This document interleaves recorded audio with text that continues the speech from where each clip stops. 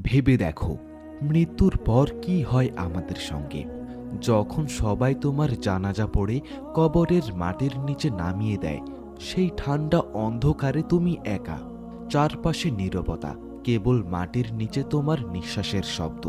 সেই মুহূর্তে তুমি চিৎকার করতে চাও, আমাকে বের করো, আমি বাঁচতে চাই। কিন্তু কেউ শুনবে না, কারণ তুমি তখন পৃথিবীতে নও। আজকের গল্প এমনই এক মানুষের, যার জীবন ছিল গুনাহে ভরা, কিন্তু কবরের ভেতরে যা ঘটল তা শুনলে তোমার শরীর কাঁপবে। নাম তার রাশেদ, ঢাকার এক তরুণ, বয়স 23, চেহারায় আকর্ষণ, জীবনভর হাসি খুশি, কিন্তু ইসলাম থেকে দূরে। নামাজ সময় পেলে পড়ব, এই তার অজুহাত।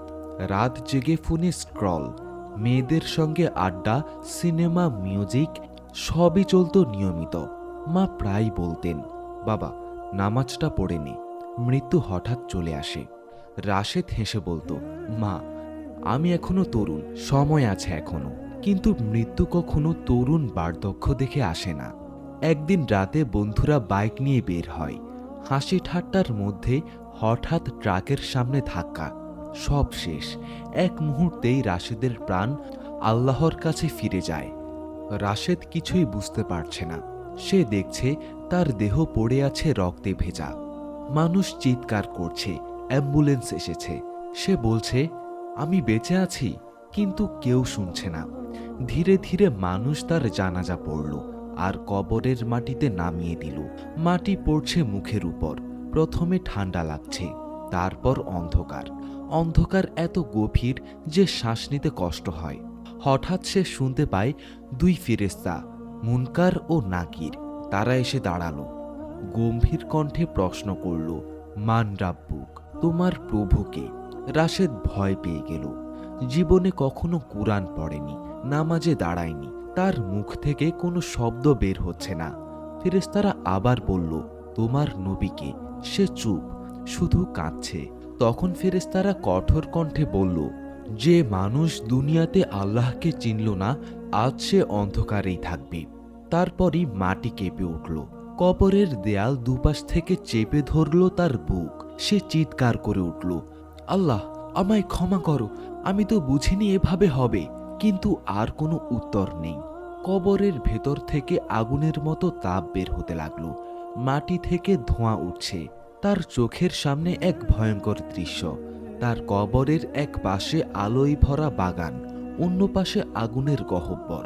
ফেরেশতারা বলল, যদি তুমি নামাজ পড়তে, তওবা করতে, আজ এই আলো তোমার হতো। কিন্তু এখন তোমার জন্য শুধু এই আগুনই আছে। রাশেদ কাঁদছে, আমি আবার বাঁচতে চাই, আমি নামাজ পড়ব, আমি বদলে যাব। কিন্তু ফেরেশতারা বলল, তুমি যতদিন দুনিয়ায় ছিলে, তোমার মা ডাক দিয়েছিল, মসজিদ ডাক দিয়েছিল। তুমি তখন বলেছিলে সময় আছে, আজ সময় শেষ। তারপর কবরের দরজা বন্ধ হয়ে গেল, বাতাস থেমে গেল, চারপাশ অন্ধকার। একই চিৎকার, একই অনুতাপ, কিন্তু ফেরার কোনো পথ নেই। প্রিয় ভাই ও বোনেরা, এই গল্পটা শুধু রাশেদের নয়, এটা আমাদের সবার গল্প। আজ আমরা হয়তো জীবিত, কিন্তু কাল হয়তো আমরাই হব সেই কবরের বাসিন্দা। রাসূলুল্লাহ সাল্লাল্লাহু আলাইহি সাল্লাম বলেছেন, কবর হচ্ছে আখিরাতের প্রথম ধাপ। যে কবরের শাস্তি থেকে রক্ষা পাবে, পরবর্তী ধাপগুলো তার জন্য সহজ হবে। আর যে কবরেই শাস্তি পাবে, তার জন্য পরকাল আরো কঠিন হবে। সহিহ বুখারী। এক সাহাবী জিজ্ঞেস করলেন, ইয়া রাসূলুল্লাহ, কবরের অন্ধকার থেকে বাঁচার উপায় কি? রাসূলুল্লাহ সাল্লাল্লাহু আলাইহি সাল্লাম বললেন, নামাজ, দান ও আল্লাহর ভয়। ভেবে দেখো, আমরা প্রতিদিন কত সময় নষ্ট করি এমন কাজে যা কবরে কোনো কাজে আসবে না। কিন্তু নামাজের জন্য 5 মিনিটও বের করতে পারি না। আজ যদি মৃত্যু এসে দরজায় দাঁড়ায়, তুমি কি প্রস্তুত? যদি আজ তোমার কবর খোলা হয়, তুমি কি আলোর বাগানে থাকবে নাকি আগুনের গহ্বরে? হে আল্লাহ, আমাদের কবরকে শান্তির স্থান বানাও, আমাদের কবরের অন্ধকারে নূর দাও। আমিন। কবরের শাস্তি থেকে রক্ষা পেতে আজই নামাজ শুরু করো, তওবা করো, কারণ মৃত্যুর আগে সুযোগ আছে, মৃত্যুর পর নেই। ভিডিওটি শেয়ার করো যেন অন্যরাও হিদায়াত পায়। এক শেয়ারই হয়তো কারো মুক্তির কারণ হতে পারে।